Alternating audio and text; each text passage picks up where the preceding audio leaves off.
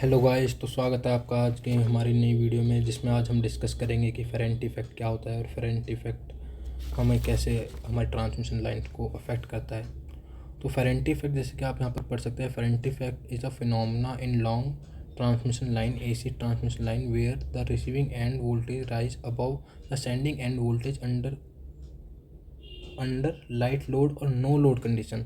तो जैसे कि आप देख सकते हैं कि यहाँ पर होता क्या है, फेरेंट इफेक्ट एक फिनोमेना है जो कि हमारी ट्रांसमिशन लाइन में अगर होता है, जब जैसे कि अगर हमारी कोई ट्रांसमिशन लाइन है जिसके अंदर हम इलेक्ट्रिसिटी को भेज रहे हैं, तो उसके अंदर होता क्या है, जो हमारा सेंडिंग एंड की जो वोल्टेज होती है वो कम हो जाती है रिसीविंग एंड से। जैसे अगर हम सेंडिंग एंड पे 400 केवी की वोल्टेज को भेज रहे हैं, तो रिसीविंग एंड पे जो है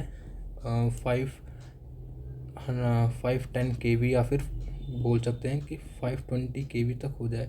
तो आप लोगों को लग रहा होगा कि ये तो हमारे लिए काफ़ी अच्छा हो गया कि हमने 400 केवी भेजा और 400 केवी की जगह हमको 510 केवी रिसीव हुआ, क्योंकि हमें एट द एंड जो वोल्टेज है उसको तो हमको राइज करना ही पड़ता है with the using of transformer.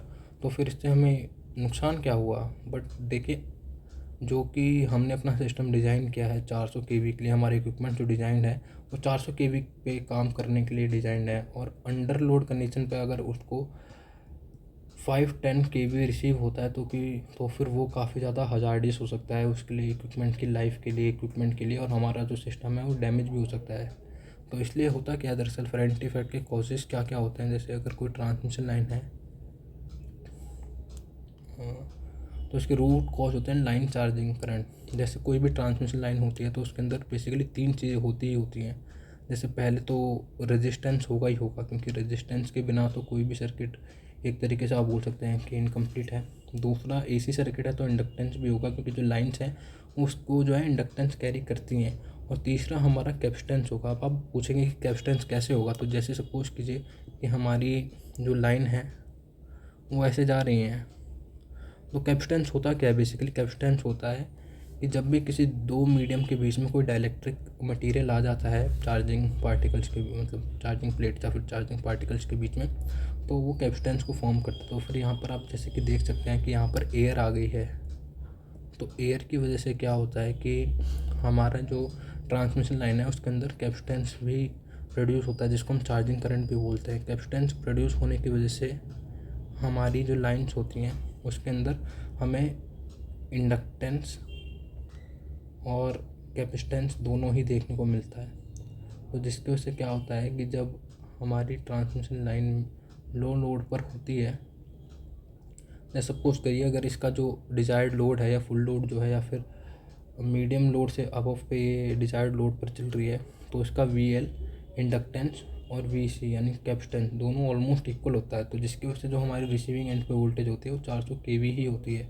But अगर इन केस ये लो वोल्टेज पे है, तो लो वोल्टेज पर क्या होगा कि इसकी जो कैपेसिटेंस की वैल्यू है, जो वीसी है, कैपेसिटेंस मतलब लाइन कैपेसिटेंस आप बोल सकते हैं, तो उस पर क्या होगा कि वो तो बराबर ही रहेगी, कैपेसिटेंस आपकी उतनी ही रहेगी, बट आपका जो इंडक्टेंस है वो जो है कम हो जाएगा। जिसकी वजह से क्या होगा कि आपका जो लाइन चार्जिंग करंट है वो बढ़ जाएगा। जैसे कि हमने यहाँ पर लिखा भी हुआ है कि उसकी वजह से हमारा जो लाइन कैपेसिटिंग चार्जिंग होती है उसकी वजह से, स्पेशली जो लेंथ होती है उसकी वजह से हमारी जो ट्रांसमिशन लाइन है उसके अंदर फेरेंट इफेक्ट अकर होता है। दूसरा जो हमारा पैरामीटर जिसकी वजह से ये होता है वो होता है रिएक्टिव पावर इम्बैलेंसमेंट की वजह से, जिसकी वजह से नो लोड पर जो हमारा रिसीविंग एंड पे वोल्टेज है वो ज़्यादा आती है, और सेंडिंग एंड से। और फ्रीक्वेंसी और लेंथ भी इसमें काफ़ी ज़्यादा एक मेजर रोल प्ले करती है, क्योंकि जितनी ज़्यादा लेंथ होगी उतना ज़्यादा कैपेसिटेंस और इंडक्टेंस होगा, जितनी ज़्यादा ये दोनों चीज़ें होंगी उतना ज़्यादा वो हमारी फेरेंट इफेक्ट को अफेक्ट करेंगी।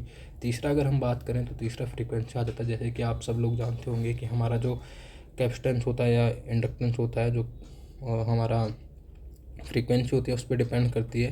तो जैसे जितनी ज़्यादा फ्रीक्वेंसी होगी उतना ज़्यादा हमको फेरेंट इफेक्ट देखने को मिलेगा अपने ट्रांसमिशन लाइन्स के अंदर। और इसके कुछ फ़ायदे भी हैं, कुछ नुकसान भी हैं। जैसे कि कुछ फ़ायदे की अगर हम बात करें तो इसके कुछ एडवांटेजेस भी हमको देखने को मिलते हैं कि हमारी वोल्टेज रेगुलेशन आसान हो जाती है, पावर फैक्टर इंक्रीज हो जाता है, क्योंकि ये मैंने जैसे आपको बताया कि कैपेसिटेंस की वजह से हो रहा है। अगर ये कैपेसिटेंस की वजह से हो रहा है तो कैपेसिटेंस का बेसिकली काम क्या है? कैपेसिटेंस जो है हमारा पावर फैक्टर को अच्छा करता है। मतलब डिज़ायर्ड वन पे की तरफ लेके जाता है। दूसरा, इसकी वजह से हमारी वोल्टेज रेगुलेशन जो होती है वो अच्छी हो जाती है। पर इसके कुछ डिसएडवांटेजेस भी हैं, जैसे मैंने बोला कि हमारे इक्विपमेंट्स के लिए सेफ़ नहीं रहता, क्योंकि उसकी जो डिज़ायर्ड वोल्टेज है वो उससे अबव पे अगर वो रिसीव करेंगे वोल्टेज को तो वो काफ़ी हज़ार्डियस हो सकता है।